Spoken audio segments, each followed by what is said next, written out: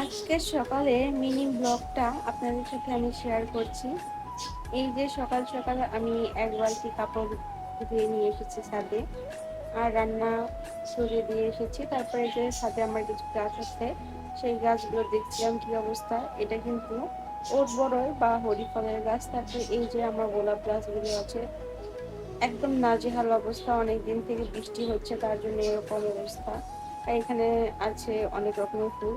তারপরে যে রুমে এসে দেখলাম যে রুমটা একদম অগোছালো। আমার হাজবেন্ড কিন্তু মশারিটাই উঠাইছে, আর কিচ্ছু করেনি, ওকে বলেছিলাম। তারপরে আমি আবার এগুলো সব গোছাতে শুরু করলাম সুন্দর করে।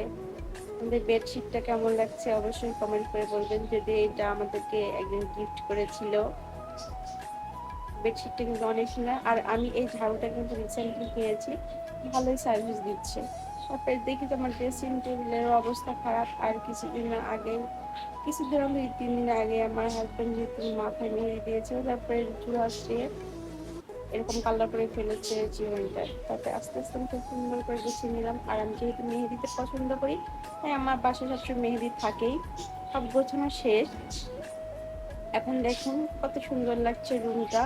তারপরে এখন কি করতে হবে, এখন খাওয়া দাওয়া করতে হবে। তার জন্য এই যে বেগুন ভাজি আর আমি রান্না করেছিলাম পুঁই শাক। আজকে এই পর্যন্তই, আল্লাহ হাফেজ।